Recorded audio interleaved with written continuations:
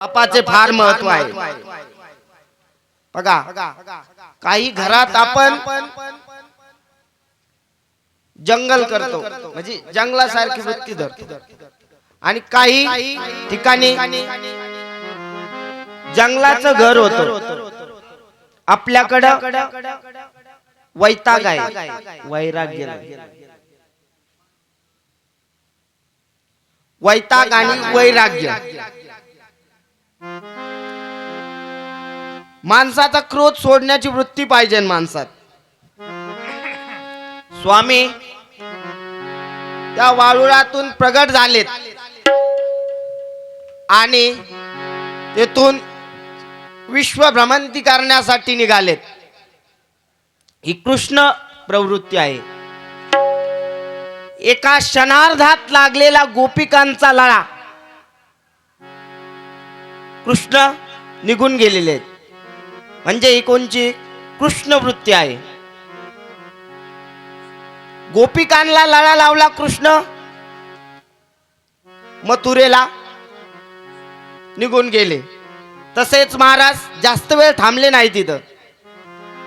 त्या लाकूड तोळ्याचा उद्धार करून विश्वभ्रमंती करण्यासाठी निघालेत. स्वामी म्हणतात, प्रपंचात राहून आपल्याला परमार्थ करायचा आहे. प्रपंच आणि परमार्थ तेने सुगमलाजी.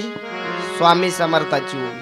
स्वामी सोनी संसारी जेव्हा वेगुकारी वेदशास्त्र उभारी बाह्यास वेदशास्त्र उभारी बाह्यास सोनी संसारी जेव्हा वेगुकारी वेदशास्त्र उभारी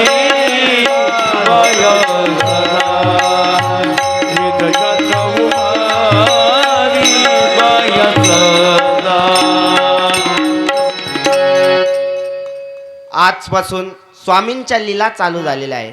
स्वामींच्या मुखातून निघालेले वाक्य वेदातले.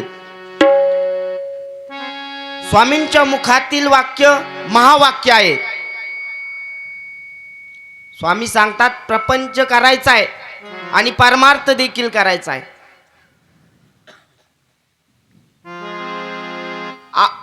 आता बघा, आपण एखाद्याला, त्या आजीला म्हणतो आपण, आजी चला ना पंढरपूरला जाऊ, एकादशी आहे. त्या आजी काय म्हणतात, आले असते बर का भाऊ, पण नातू सांभाळायचा आहे. काय नातू सांभाळायचा, माझं आपलं. म्हणजे तो नातू मोठा झाल्यावर आईला विसरणार आहे ना आजीला विसरणार आहे, बरोबर आहे. परंतु आपली जी प्रपंचातली आसक्ती आहे ती दूर होत नाही. आजीचं वय झालंय, आपण म्हणतोय चला आजी पंढरपूरला, भजनाला चला, हरिपाठाला चला, पण आजी काय म्हणते, मला नातू सांभाळायचे. म्हणजे त्या आजीला नातवाचं कौतुक आहे, बरोबर आहे. का नाही असलं पाहिजे, पाहिजेनच. माणूस त्या दलदल नावाच्या चिखलात असा रुतलेला आहे की त्याला प्रपंच सोडायचं नाहीच आहे आपल्याला, परंतु परमार्थ देखील करायचा आहे. ईश्वर प्राप्तीसाठी परमार्थ पूरक आहे. ईश्वर प्राप्तीसाठी जसा साप आहे तो आपल्यासाठी मारक आहे. साप कोणताही घ्या, आपण साप बघितल्यानंतर मनात भीती एक प्रकारची, तो चावेल. पण तो साप गारुड्यासाठी तारक आहे. कस काय? कारण की त्या गारुड्याने त्या सापाचे दात काढून टाकलेले आहे. त्याच्यामुळे त्याच्या मनात भीती नाहीये. दात काढणे म्हणजे त्याचे असक्तिरूपी दात काढून टाकलेले आहेत, म्हणून त्याच्या मनात भीती नाहीये. मग तसंच आहे आपलं परमार्थात. ज्या भीतीने आपण जगत असतो, महाराज काय सांगतात, प्रपंच देखील करायचा आहे आणि तुम्हाला परमार्थ पण करायचा आहे. जसा तो साप आपल्यासाठी मारक आहे आणि त्या गारुड्यासाठी तारक आहे. स्वामी सांगतात, प्रपंचात राहून तुम्हाला परमार्थ करायचा आहे.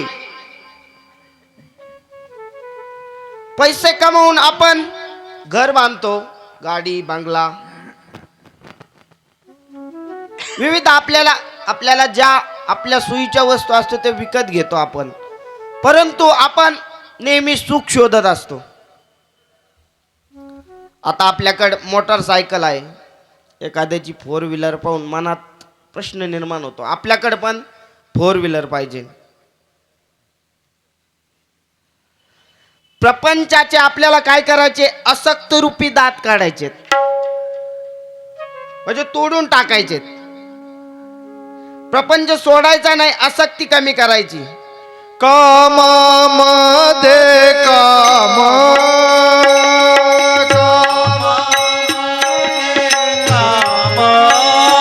काही म्हणा राम राम, काही म्हणा राम राम,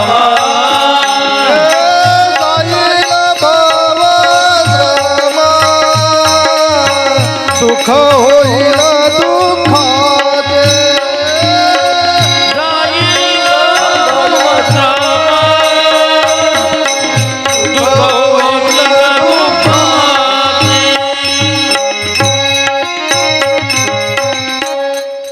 माझी मुलगी, माझी सून, माझा नातू,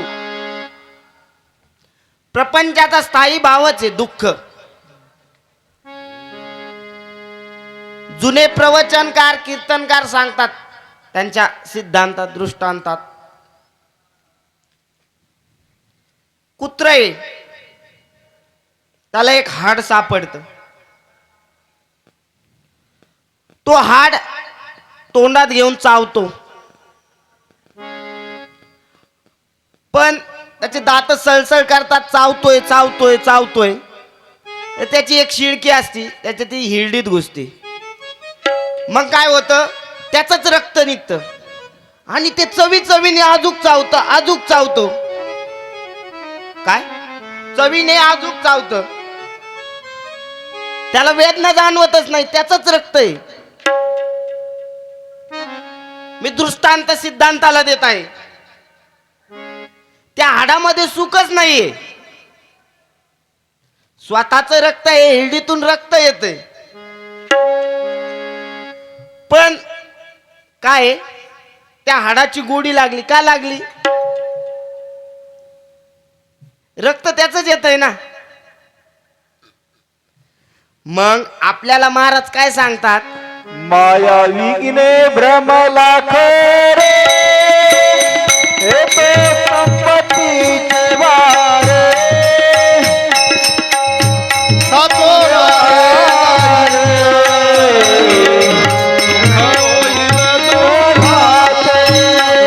माया विघ्ने भ्रमला खरे, म्हणता मी माझे धरे, हे तो संपत्तीचे वारे, सातो करे जाईल. आसक्त व्हा, अनासक्त नका हो. जिथं आपण आपली शोधक वृत्ती वापरली पाहिजे, कुठं पण, म्हणजे आपण जिथे प्रयत्न करायचे पाहिजे तिथं प्रयत्न करीत नाही. प्रयत्न कुठं केले पाहिजे आपण, परमार्थात, आणि नशीब प्रपंचात. पण आपण काय करत असतो, संसारात राहून उदाहरण देतो. आपल्याला जर पंढरपूरला जायचंय, बरोबर आहे, मी सांगितलं मोगा, जर पंढरपूरला जायचंय आणि तीच कारण देत असन, समजा मी म्हणत असन का मी पंढरपूरला येऊ शकत नाही भाऊ, माझ्या माग काम आहे, मी जसं हाडाचं उदाहरण देऊन त्या कुत्र्याला त्याचा मोह झालाय, तसा मला संसाराचा मोह झालाय. म्हणजे हा मोह सोडायचा आहे आपल्याला. आणि एक जावई आहे, त्याला सासरवाडीला जायचंय, सफारी घातलाय आणि त्यांनी सफारी घातल्याशिवाय सुपारीच फोडलेली नव्हती. त्याला सासरवाडीला जायचंय आणि नेमकी धोंड्याचा महिना आहे. काही काही लईच लाभार्थी असते तुमच्यासारखे, लाडक्या बहिणीसारखे, तसा धोंड्याचा महिना आलाय, त्याला सासरवाडीला जायचंय. चाललाय गडी सासरवाडीला जायचंय. पण पहा, आपल्याला आपण जर रस्त्याने जात असतो ना, तर आपल्याला शॉर्टकट रस्ते शोधण्याची फार म्हणजे सवय लागलेली असते. शॉर्टकट तो चाललाय. एक गाव येतंय, पारावर काही मंडळी बसलेली आहेत, त्यांच्या गप्पा चालू आहे. तो जावई तिथं गेलाय, त्यांच्या संग विचारतोय, मला त्या गावाला जायचंय, कसं जायचं सांगा बरं थोडं.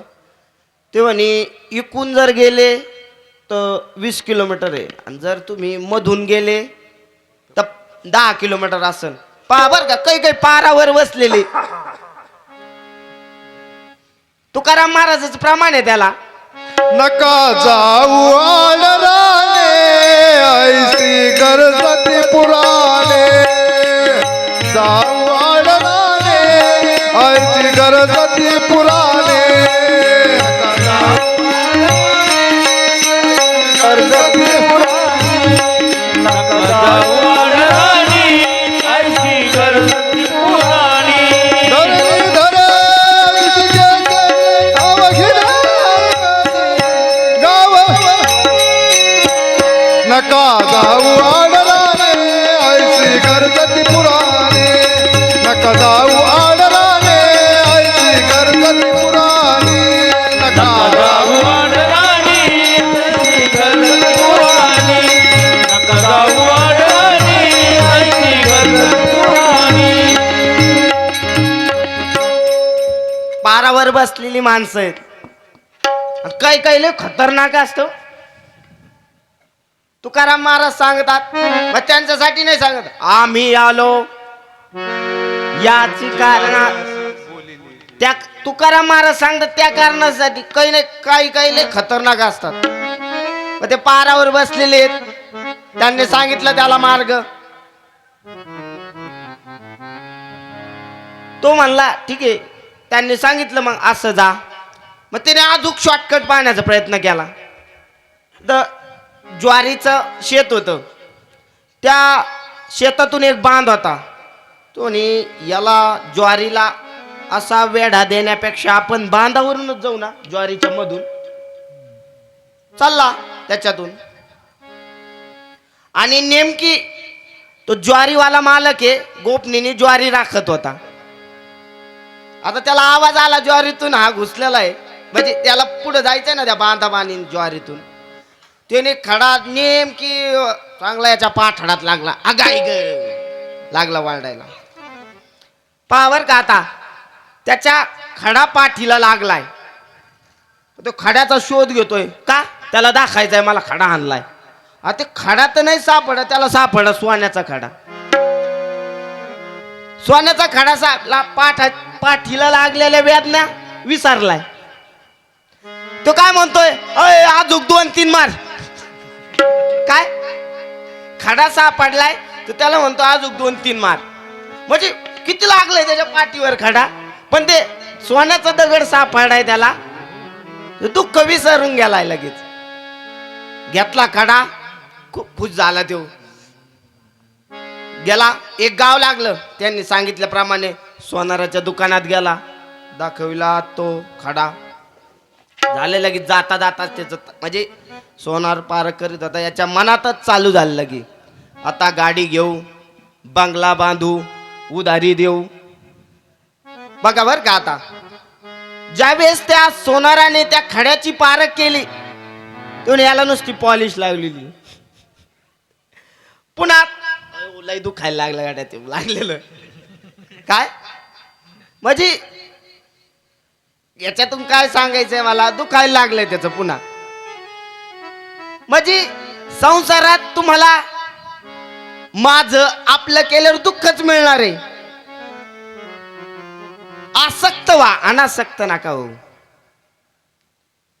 मग ते दुःख विसरून चालला पुढं पुढं.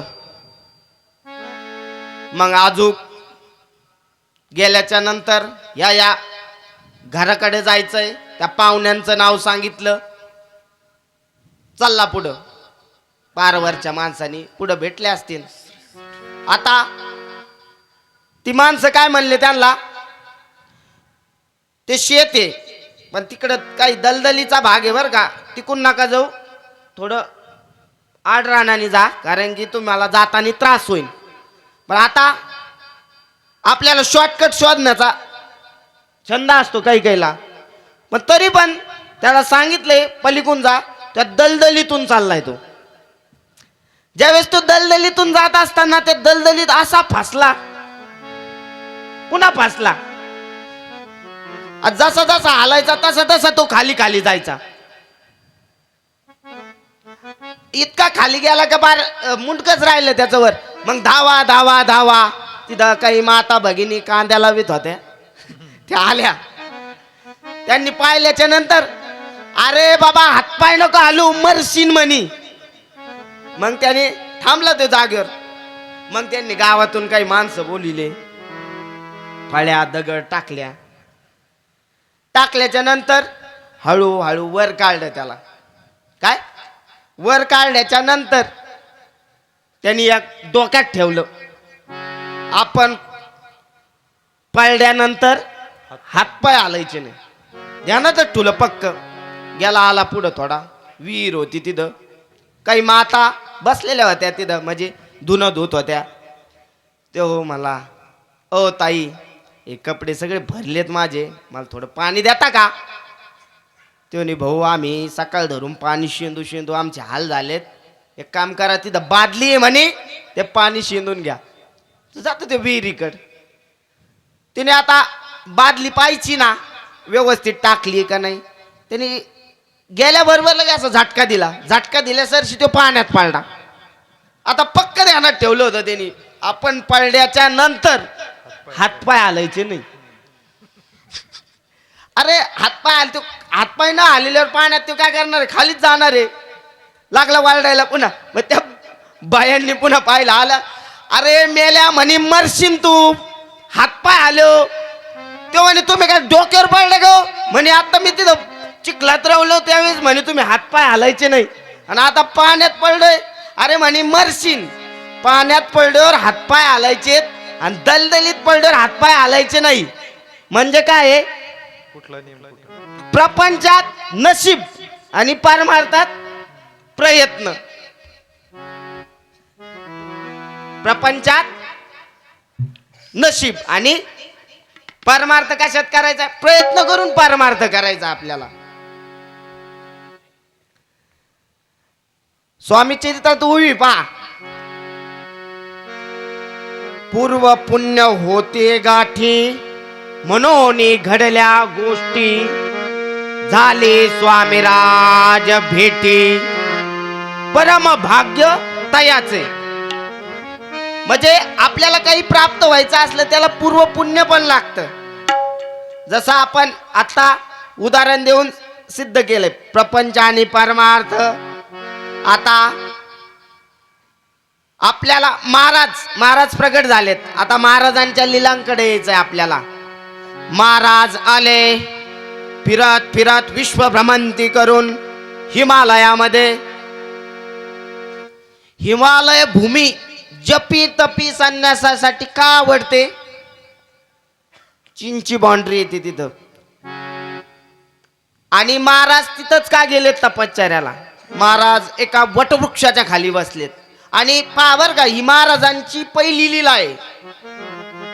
स्वामी तिथं वटवृक्षाच्या खाली बसलेत आणि एक ती चीनची बाउंड्री आहे, एक चिनी जोडप आहे समोर आणि ते महाराज समोर अस्सील चाळे करतय.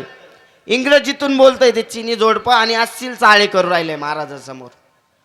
महाराज म्हणतात मेरे नजरों से दूर हट जाओ, चले जाओ. पण त्यांना काही कळत नव्हतं. पहा महाराजांची लीला आहे, त्या दोन्ही जोडप्यांचा लिंगभेद झालाय. म्हणजे ते घाबरून गेलेत, त्यांना काहीच कळना. नंतर मग त्यांना कळलंय आपण ते संन्यासी आहेत, ते महाराज आहेत. त्यांच्याकडे धावत गेले. ते इंग्रजीतून बोलतायत तरी पण महाराजांना कळतंय, कारण की विश्वाचे चालक मालक आहे स्वामी समर्थ. सगळं भाषा ज्ञात आहे त्यांना, ब्रह्मांड नायक आहे.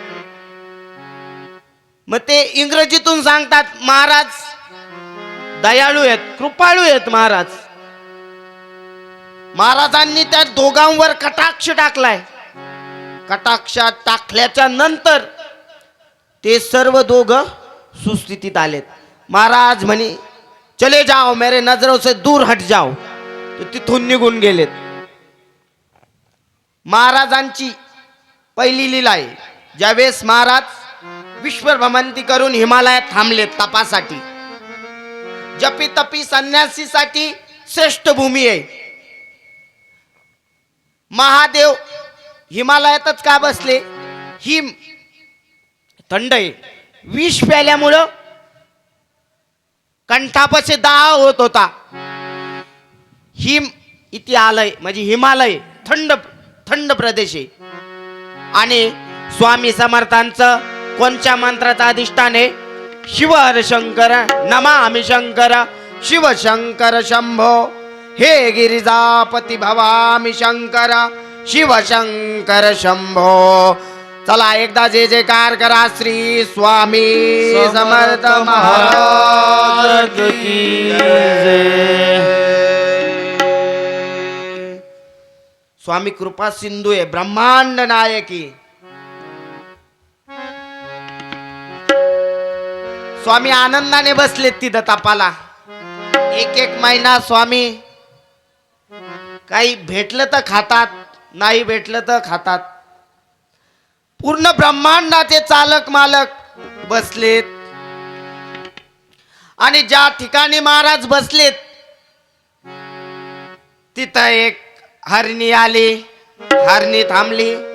पहा सगळे मार्ग महाराजापाशी येऊनच थांबतात. एक हरणी आली तिथे महाराजापाशी थांबली. महाराज तिच्याकडे पाहतात. का ग बाई, तुझं पाडच हरलंय काय? पाडच हरलंय काय तुझं? पशु पक्ष्यांवर सुद्धा महाराज प्रेम करत होत. या ब्रह्मांडाचे ब्रह्मांड नायक आहे. आणि ती त्यांच्या दोघातली भाषा चालली. जणू काय ती हरणी तिथं येऊन थांबली आणि तिला दुःखाचा विसर पडलाय. आणि तिच्या त्या हरणीत दमे भरलेली आहे. शिकारी एक माग लागलाय तिच्या आणि पाडस पण हरलंय. आणि त्या हरणीचा हरिण सुद्धा तिच्या संग नाहीये. बंदूक घेऊन शिकारी तिच्या माग लागलाय. शिकारी लांब उभा आहे. महाराजापाशी ती हरिण उभी. बंदूक ताणली त्या हरणीवर. महाराज त्यांना इशारा करतात चले जाओ. एक नाही दोन बंदूक ताणली.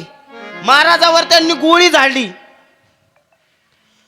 ती गोळी गेली आणि महाराजाच्या सभोवताली एक वलय तयार झालंय. ते गोळी त्याच्यावर आदळली. काय ते शिकारी गोळीचं जसं महाराजांवर काहीच असर नाही झाला. ती गोळी खाली गळून पडली. नंतर ते शिकारी जागेवर स्तब्ध झाले. म्हणजे ते हलना पण आणि डुलाना पण. महाराजांनी कटाक्ष नजर टाकली, जागेवर स्तब्ध झाले. त्यानंतर ती हरणे थोडी शांत झाली आणि तिचं पाडस देखील तिथं परत आलं. पाडस तर आलंच, पण जो हरिण होता तो पण आलं.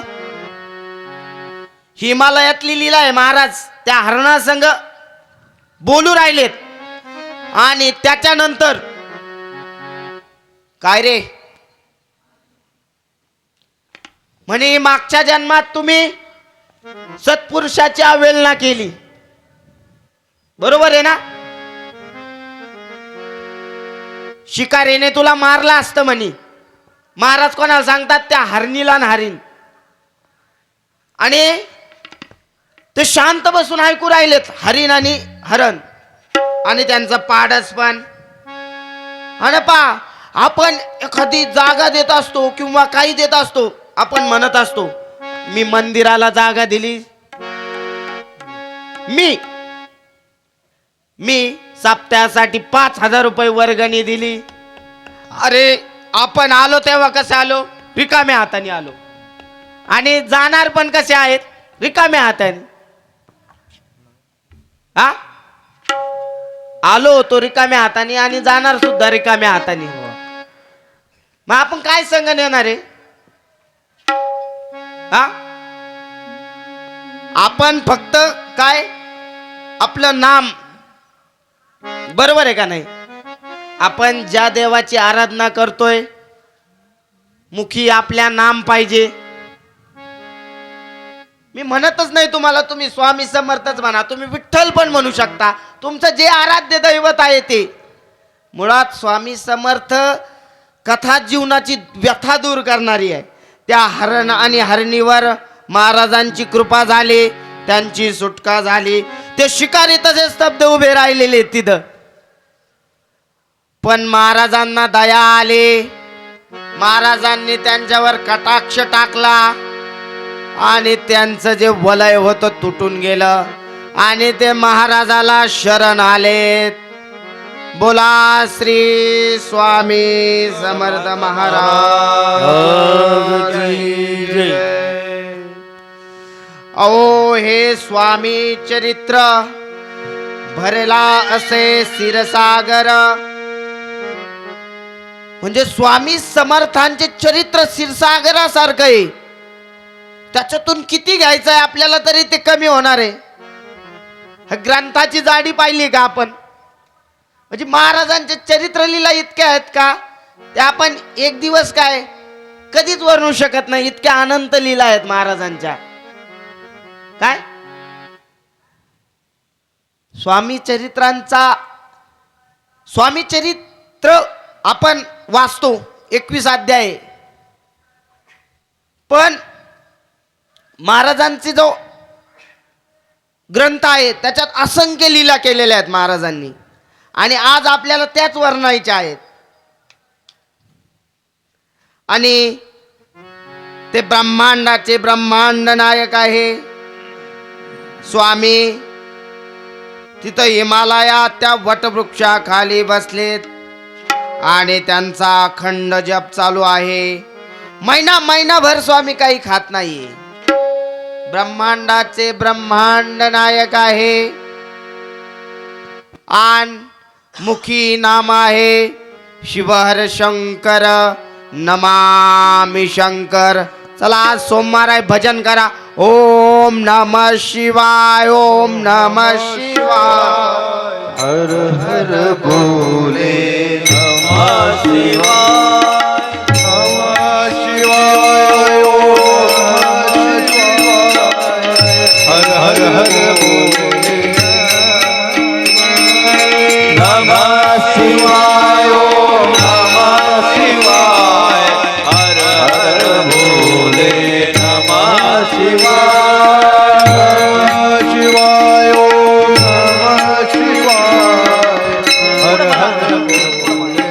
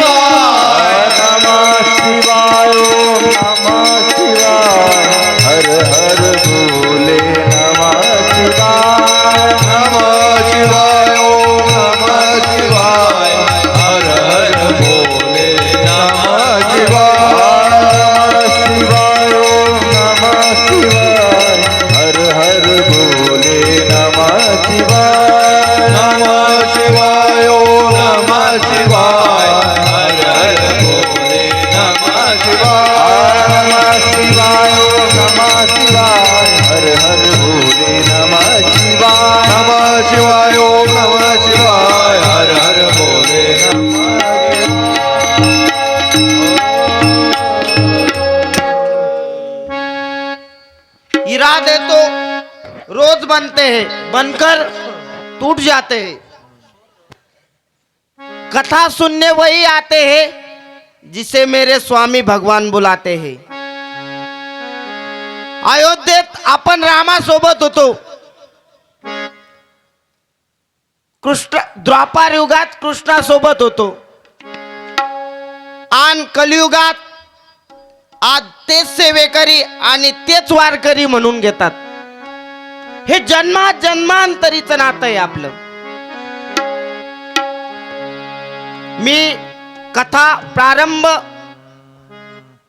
झाली तेव्हा सांगितलं की महाराज एका ठिकाणी थांबले नाही। ही कोणची वृत्ती आहे? कृष्ण वृत्ती आहे।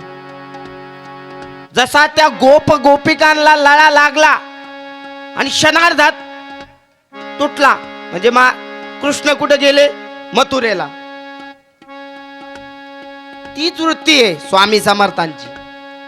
ते ब्रह्मांडाचे ब्रह्मांड नायकी आणि आपल्या या संसार रूपी नावे आणि याच्यातून जर तरायचं असलं तर आपल्याला नाम मात्र घ्यावा लागणार आहे। आपण जे देवाला फूल अर्पण करतो त्याचा सुगंध म्हणजे देवे। आपण दिव्याला जी ज्योत लावतो त्याचा प्रकाश म्हणजे तू आहे। आपण काय भगवंताला अर्पण करणार आहे? काय म्हणतात गीतेत?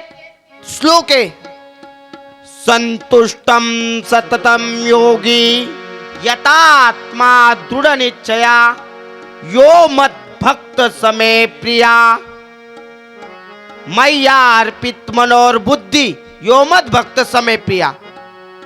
म्हणजे जो भक्त मला मन आणि बुद्धी अर्पण करतो तो मला प्रिय आहे। एक जण मला वारीत भेटला, सुटापुटावाला, तो ने असं नाही चालणार का? मैया अर्पित बुद्धीर मनो, मग आधी बुद्धी काय व्हायची? मैया अर्पित मनोर बुद्धी योमद भक्त समे प्रिया। जो मला मन आणि बुद्धी अर्पण करतो तोच भक्त मला प्रिय असतो। आपण हिमालयातली महाराजांची पहिली लीला पाहिली। ते हरिणी मुक्त झालं तिथून, नंतर तो शिकारी, त्याची सुटका केली। महाराजांच्या लीला असंख्य आहेत, त्या वर्णिल्यात, त्या वाढतील, समुद्रासारख्या वाढतील। जर आपण त्यांच्या लीला लिहायला घेतल्या तर आकाशाचा कागद केला आणि समुद्राची शाई केली तरी ती कमीच आहे। इतक्या अफाट लीला आहे महाराजांच्या। स्वामी त्या वृक्षाखाली बसलेले आणि जप चालू आहे महाराजांचा। त्याच्यानंतर महाराज जप चालू आहे, शांत बसलेत। पाखरांनी जसे दाणे टिपावे तसेच मुठभर महाराजांनी खावाव, कधी न खावा। महिना 2 महिने होत चाललेत तरी परंतु महाराज त्यांचा जप चालू आहे, तपाला बसलेत। आणि महाराजांची ती तपाची वृत्ती आहे। महादेवाच्या मंत्राचा महाकाल त्या जपाचा अधिष्ठान आहे। महाराजांची जर एक शरीर कांती वर्णायला गेलं तर आपण कमी। महाराजांची कांती गुलाबासारखी आहे। 400 वर्षाचं तप आहे कर्दळी वनात। महाराजांची कांती गुलाबासारखी आहे। महाराजांचं तेज इतकं आहे, अफाट आहे। आणि महाराज तपाला बसलेत।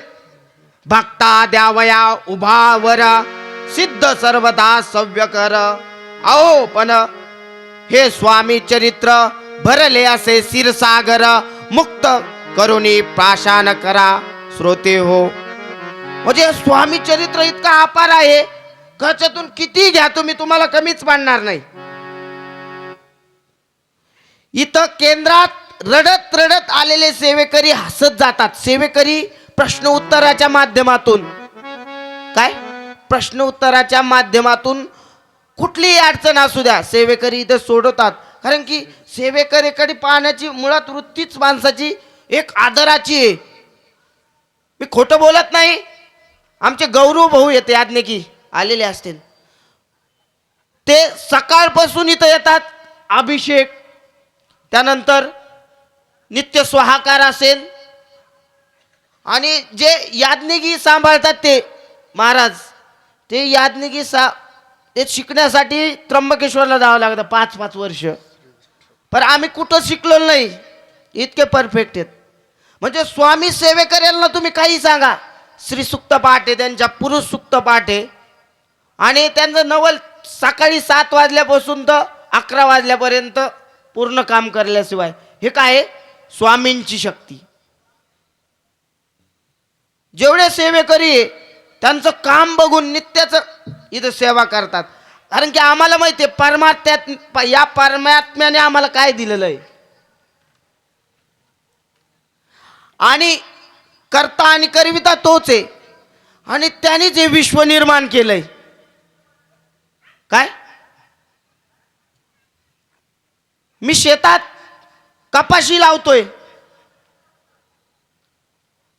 आणि माझी मुलगी लहान आहे, 2 वर्षाची होती.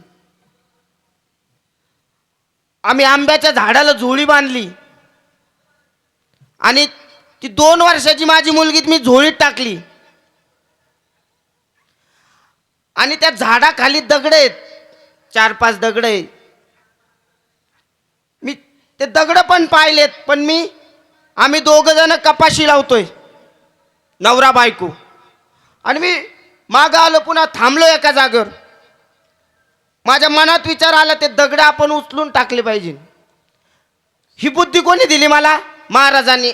आणि खोटं सांगत नाही, 5च मिनिटात ती झोळी धाडक्यान खाली आदळली. महाराजांचं ब्रीद वाक्य आहे, भिवू नको, मी तुझ्या पाठीशी आहे. स्वामी नाम तुझे पावन, भजनात रंगले मन. स्वामी ओ स्वामी ओ स्वामी ओ स्वामी ओ. फार छान भक्तिगीत आहे त्याच्यात स्वामी समर्थांचं. स्वामी नाम तुझे पावन, भजनात रंगले मन. स्वामी ओम स्वामी ओम स्वामी ओम स्वामी ओम स्वामी ओम स्वामी ओम स्वामी ओम स्वामी ओम स्वामी ओम स्वामी ओम स्वामी ओम स्वामी ओम स्वामी ओम स्वामी ओम.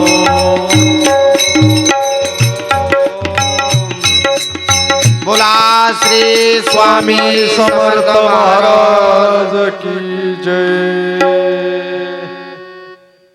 सेवेकरी असतील, वारकरी असतील, या परमात्म्याने आम्हाला काय दिलंय म्हणून आम्ही इथं सेवा करतोय. आणि स्वामी चरित्र कथा करण्याची दिवसा का उपजली मनात, स्वामींची अनुभूती आली तेवढी. काय सगळं करून घेतात महाराज. मी कधी प्रवचनाला सुद्धा बसलेलो नाही, पण आज त्यांचीच कृपा आहे माझ्यावर. करून घेतात, वधून घेतात. ज्ञानेश्वरीत सांगितलंय, भाग्याची भडसे उद्योगानी मिसे. म्हणजे भाग्याची चावी लावायची. मी थोडक्यात उदाहरण सांगतो तुम्हाला. एक लॉकर असतं, आपण बँकेत लॉकर ठेवतो. कशासाठी घेतो ते लॉकर? आपण सोनं ठेवण्यासाठी. समजा त्याच्या 2 चाव्या असतात, एक तुमच्याकडे असते आणि त्या मॅनेजरकडे असते चावी.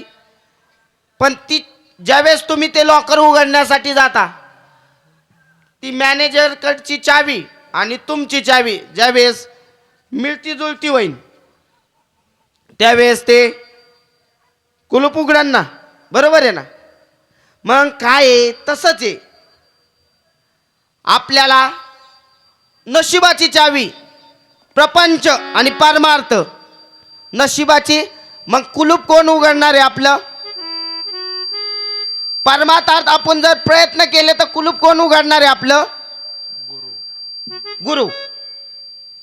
बरोबर आहे. म्हणजे जशी ती चावी मिळती जुळती होणार आहे, ज्यावेळेस आपली परमार्थात ओढ वावरणार आहे त्यावेळेस ती नशिबाचं कुलूप उघडणार आहे. आणि आपल्याला त्या लॉकर प्रमाणे जशी ती चावी लागली तशी आपली परमार्थाची गोडी पण लागली पाहिजे. आणि ती गोडी आपल्याला कधी लागणार आहे? ज्यावेळेस आपली प्रपंचातून आसक्ती होणार आहे, त्या प्रपंचातून त्या मोहरूपी आपण बाहेर पडत जाणार आहे. आपण म्हणतो का एखादी वस्तू भेटली तर आपल्याला दे रे हरी पनगावरी, काय त्यासाठी आपल्याला काय करावं लागणार आहे? कष्ट करावं लागणार आहे, जिद्दीने आपल्याला करावं लागणार आहे. महाराज आणि महाराजांचे ब्रीद वाक्य आहे ते. महाराज ज्यावेळेस अक्कलकोटला येतात त्यावेळेस महाराज त्या चोळप्पाला सांगतात, चोड्या चोराने धन लुटून नेलं. आता तुम्ही कस काय म्हणता? रे कृष्णाचं वाक्य, चोराने धन लुटून नेलंय. पण महाराज याच्यातून काय संदेश देतात? ते तुझं नव्हतंच म्हणून लुटून नेलंय. आपण फक्त काय लागलोय? धन जोडण्याच्या माग लागलोय. बरोबर आहे का नाही? ते तुझं धन नाहीच आहे, आपण फक्त काय आहे? धन जोडायच्या माग लागलोय. आणि प्रपंच आपला माग पडू राहिलाय. प्रपंचात आपण काय होऊ राहिलो? आसक्त अनासक्त होऊन राहिलो. आणि आपल्याला भजनाची आरतीची गोडी लागली पाहिजे. लागली से आज मला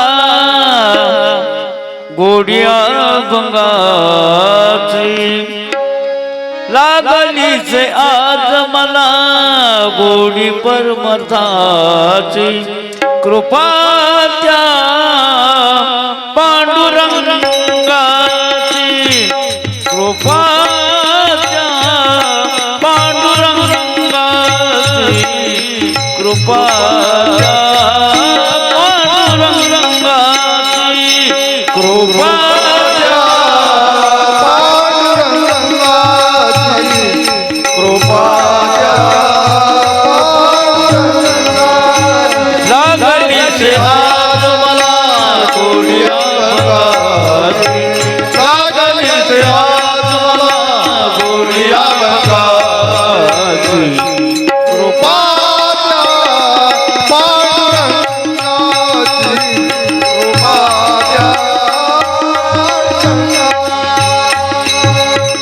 जानी मनी पांडुरंग रामकृष्ण हरी, जानी मनी पांडुरंग रामकृष्ण हरी, जय जय रामकृष्ण हरी, जय जय रामकृष्ण हरी, बोला जय जय रामकृष्ण हरी, जय जय रामकृष्ण हरी. जानी मनी पांडुरंग रामकृष्ण हरी, कृपा त्या पांडुरंगाची, कृपा त्या स्वामी समर्थाची, कृपा त्या स्वामी समर्थाची, कृपा त्या पांडुरंगाची, कृपा त्या पांडुरंगाची, कृपा त्या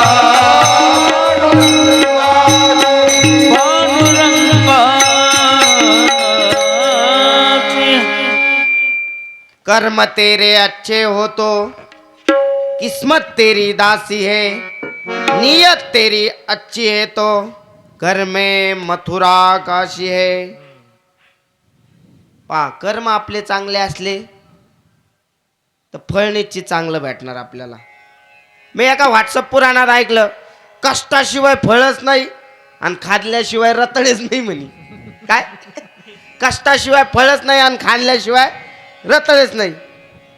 आता तीच हरणी आहे, महाराजांनी तिला वाचवलंय त्या शिकाऱ्यापासून.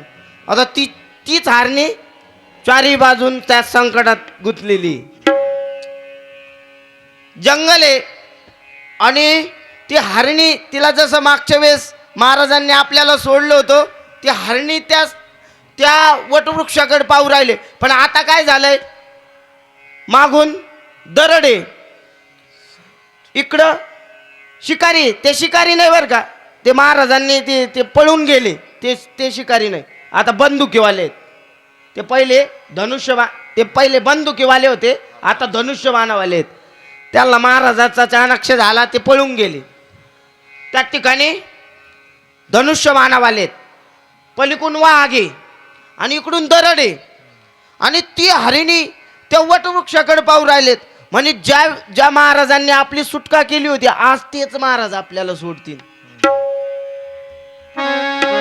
म्हणजे या लीलेतून काय सांगायचंय महाराजांना, का नुसतं माझ्यावरच विसंबून राहू नका, तुम्ही स्वतःचे कष्ट करा.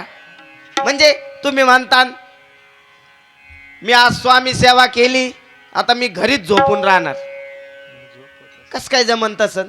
तुम्हाला कष्ट करावं लागणार आहे ना, बरोबर आहे का नाही? तुमच्यावर ज्या जबाबदाऱ्या आहेत त्या तुम्हाला स्वीकारावं लागणार आहे. आता ती हरणी चारी बाजूनी घेरली गेली,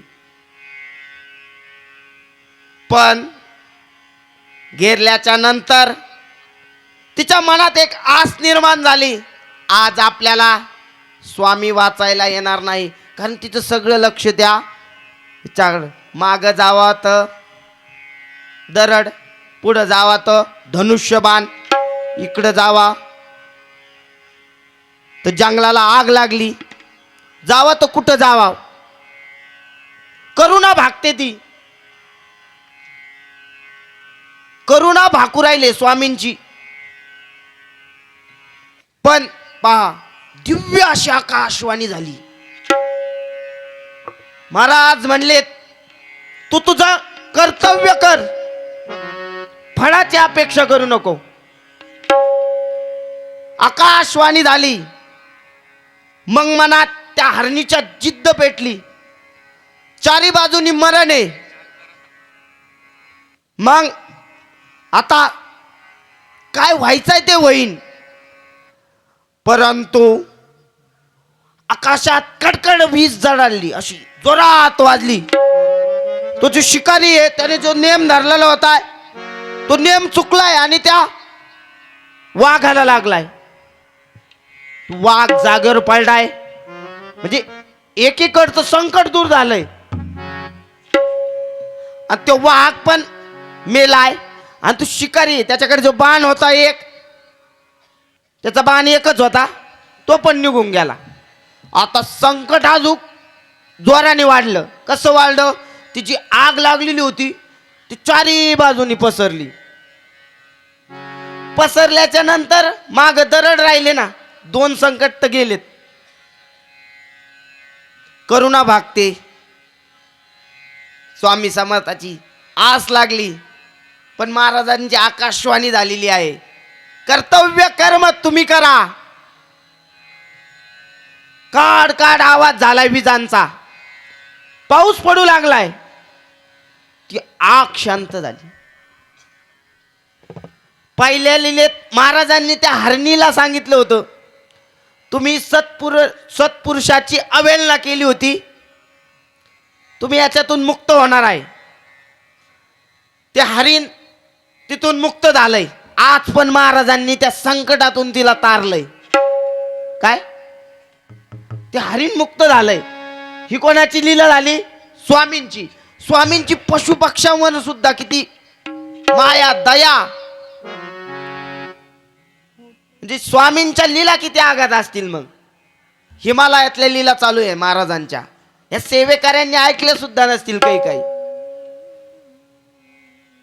श्री स्वामी समर्थांची ते कृपा झाली त्या हरणावर.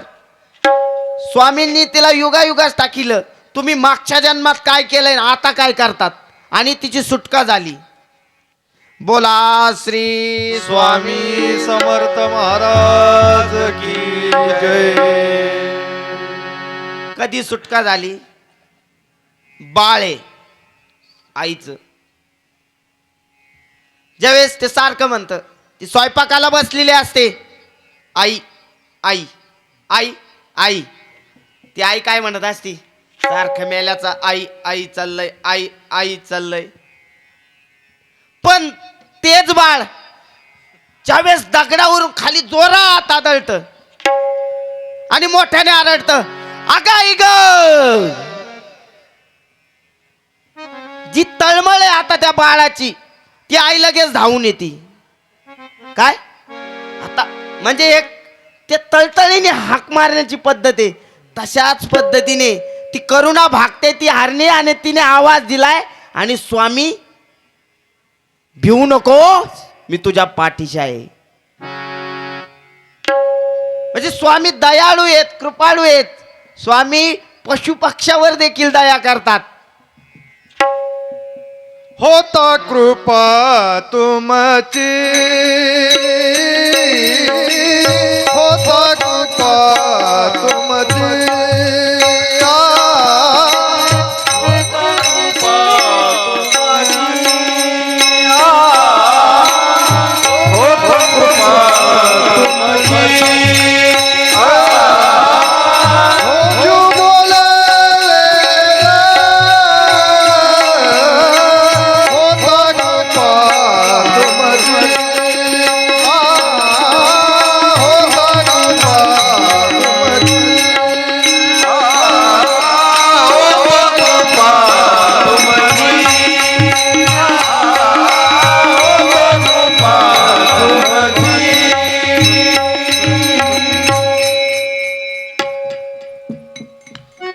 फक्त जी आपली हाक मारण्याची पद्धत आहे ती तळतळीने मारले पाहिजे.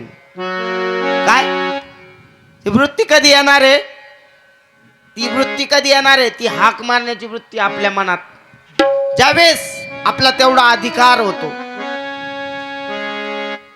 जसं बाळ आदळल्याच्या नंतर त्या आईला कळालं त्याला खरोखर लागलंय, आता आपल्याला जावाच लागणार आहे. काय आधी तेच बाळ आईला हाक मारत होतं. म्हणजे मला याच्यातून काय सांगायचंय का, हाक मारण्याची पद्धत बरोबर आहे का नाही, तसंच आहे. आपण आपल्या अंतकरणातून देवाला हाक मारली किंवा साथ घातली तर देव आपल्याला नक्की संकटात सोडवायला येतो. कोठे गुंतलासी द्वारकेचा राया, कोठे गुंतलासी द्वारकेचा राया, कोठे गुंतलासी द्वारकेचा राया, कोठे गुंतलासी द्वारकेचा राया, कोठे गुंतला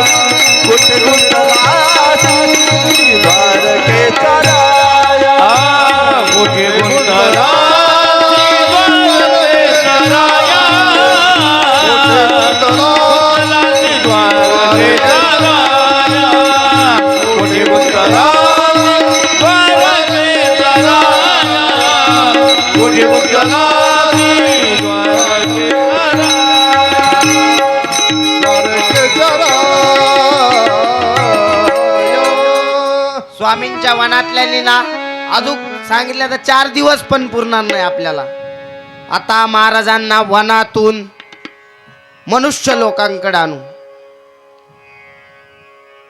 पा स्वामी चरित्रात ओवी आली.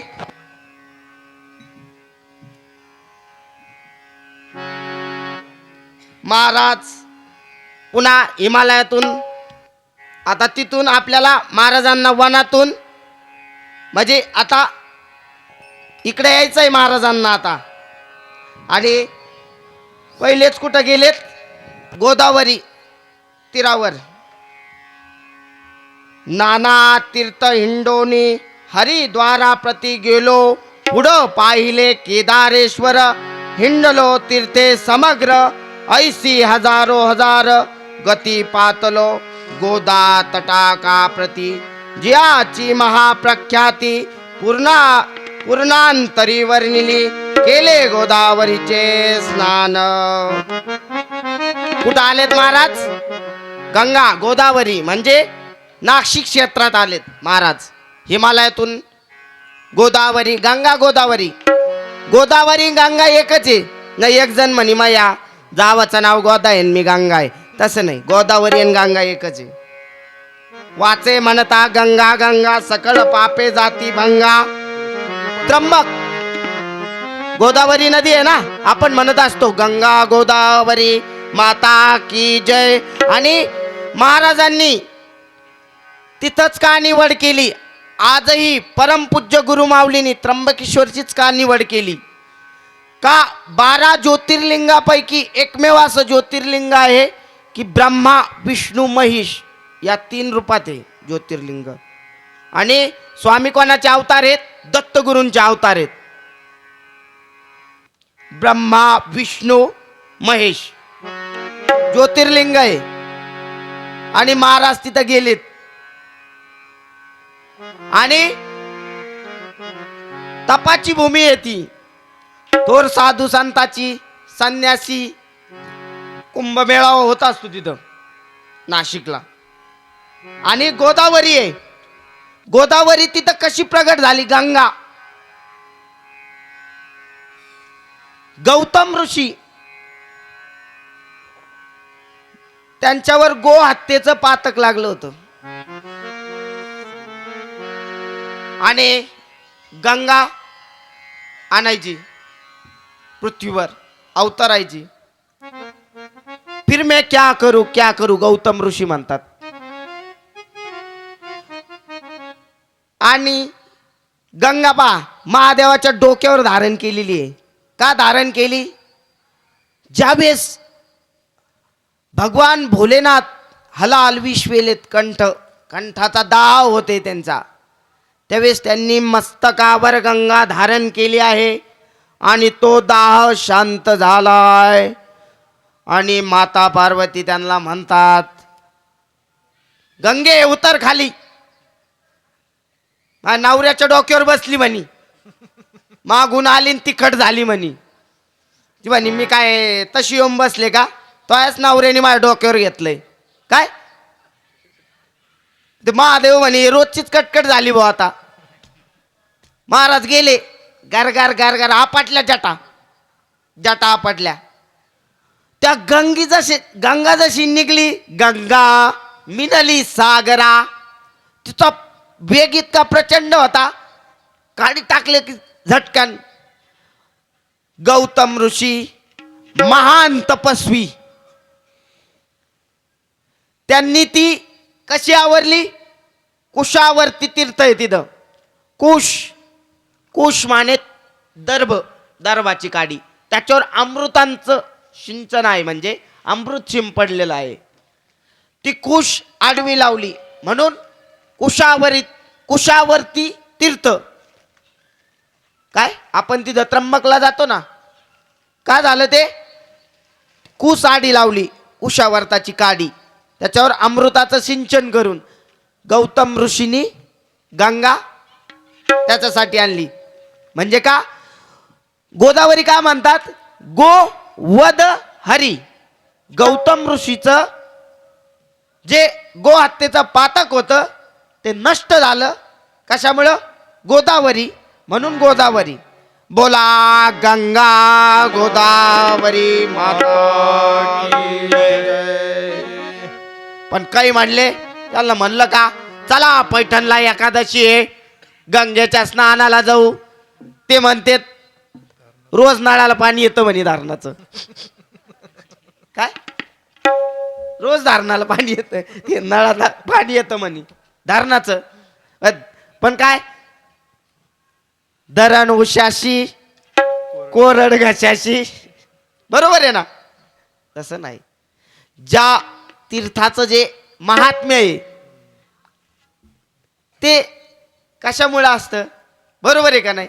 तिथंच गेलं पाहिजे.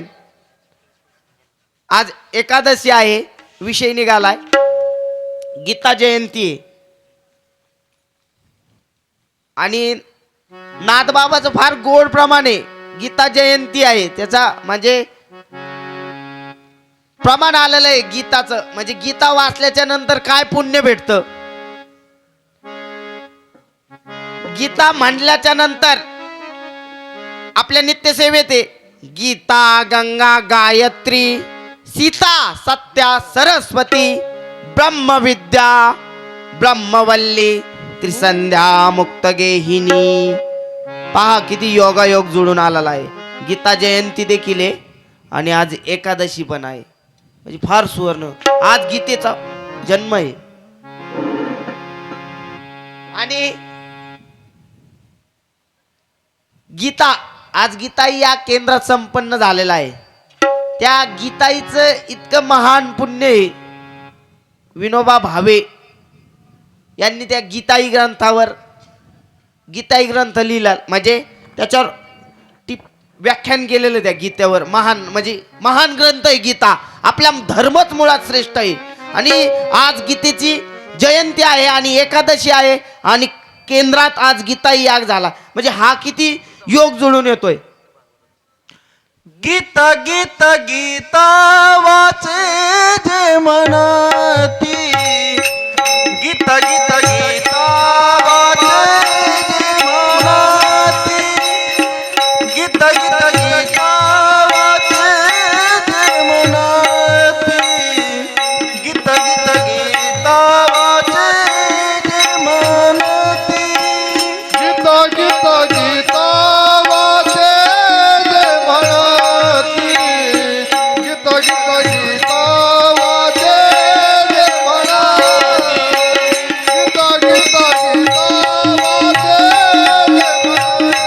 वाचे जे म्हणती गीता गीता गीता वाचे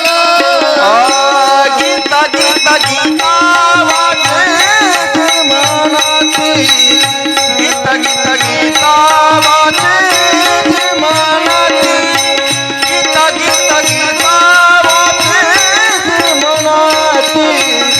गीता गीता गीता वाचे जे म्हणती गीता गीता गीता वाचे जे म्हणती गीता गीता गीता वाचे जे म्हणती गीता गीता गीता वाचे जे म्हणती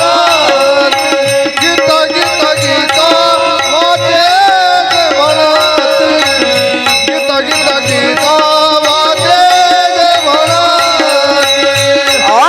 नाही पुनरावृत्ती तयाला नाही पुनरावृत्ती तयाला नाही पुनरावृत्ती तयाला नाही पुनरावृत्ती तयाला नित्य नेमवाचे वदतात रे नित्य नेमवाचे वदतात रे नित्य नेमवाचे वदतात रे नित्य नेमवाचे वदतात रे जने मवाचे वदतात रे जने मवाचे जने मवाचे वदतात रे जने मवाचे वदतात रे.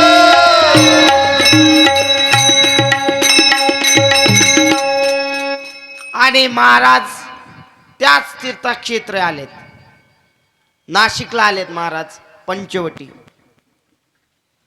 महाराज म्हणे पंचवटीत बीच राहतो, बीच राम, बीच सीता. आणि महाराज तिथं उभे राहिलेत आणि जे भाविक आहेत ते दर्शन घेतात आत रामाचं पंचवटीत. पण कुणाला काही कळत नाही. महाराज म्हणतात त्यांना मीच राम आणि मीच या पंचवटीत.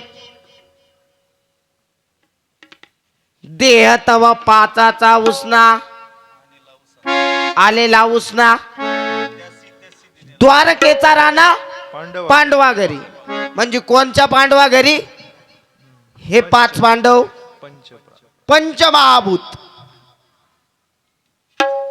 पृथ्वी, आप, तेज, वायू. म्हणजे महाराजांना काय सांगायचं? या पंचवटीत मी राहतो. असं द्वारकेचा राणा पांडवा त्या घरी नाही, या पांडवा घरी. देह तव पाचाचा उसना. आणि महाराज सांगतात त्या भक्तांना, अरे मीच राम. पण महाराजां कोणाला कळानाच काय सांगवते महाराज. नंतर त्या पंचवटीतून महाराज गोदावरीवर आलेत. पहाटेची वेळे, पहाटेची वेळे बघा. आता यातून मला सांगायचं काय? देवाची आंघोळ कधी असते? 2 ते 4 दरम्यान. 4 ते 6 साधू संतांची आंघोळ असते. आणि 6 ते 8 नंतर तुम्ही समजा कोणाची आंघोळी. 6 ते 8 नंतर कोणाची आंघोळी. मग तुम्ही ठरवा कोणची आंघोळ करायची आपल्याला. आणि महाराज 2 ते 4 या दरम्यान आलेत आणि तिथं 2 ब्राह्मण आहेत. ते गंगेचं पूजन आंघोळ स्नानाला आलेत आणि महाराज पण तिथं आलेत. त्यांनी पाहिलंय, ए फकीर बाजू हात जाओ, पहिले हम स्नान करेगे इस. ते काय सांगतात? आमचा अधिकार आहे म्हणे स्नानांचा. अपवित्र होईन पाणी म्हणे. त्यांनी घेतलं पाणी हातात. ओम केशवाय नमः, ओम नारायणाय नमः, ओम मधुसूदनाय नमः. चालू केली गंगा स्तुती.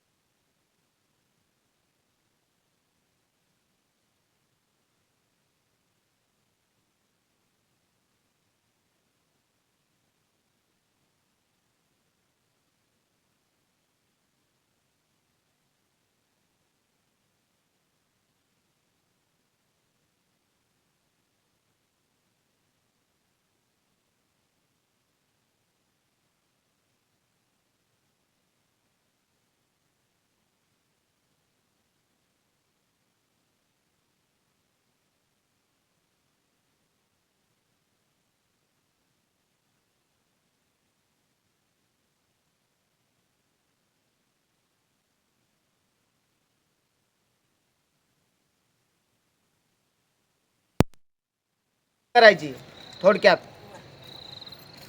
आणि त्यांनी हातात पाणी घेतल्याच्या नंतर त्या पाण्यात किडे पडले. का पडले काहीच कळाना. आणि महाराजांचं चालू आहे, तुमची गंगा आहे ना, घ्या गंगा, घ्या घ्या.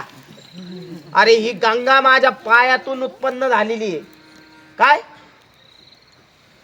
ते ब्राह्मण दोन्ही, तो नारायण दास त्यांचा भाऊ आहे.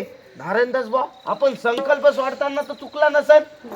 हा ही तळमळ खरी आहे. काय आपण संकल्प तर चुकलं नसेल गंगाची स्तुती करताना. आणि पाण्यात किडे कसे उत्पन्न झालेत. मग त्यांना लक्षात आलं, आपण त्या थोर पुरुषांची अवहेलना केली. महाराज त्या एका तीरावरून त्या पाण्यावरून चालत गेलेत. त्यांना फिरत असं त्यांच्याकडे जावं लागलं. महाराज चुकलं म्हणे आमचं, आम्ही तुमच्या. अहो महाराज काय म्हणतात त्यांना, घ्या गंगा तुमची आहे ना, घ्या घ्या. चुकलं म्हणे. अरे ही गंगा माझ्या पायातून निघाली.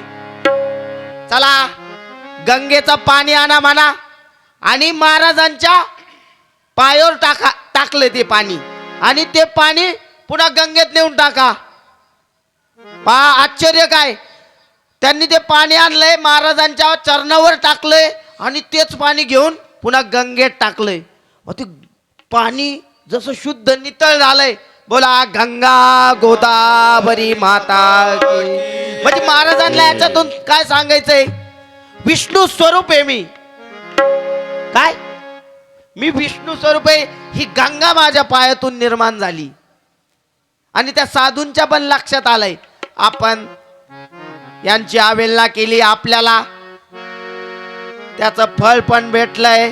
ते ब्राह्मण त्या महाराजांना विनवू लागले. बोला श्री स्वामी समर्थ महाराज की जय.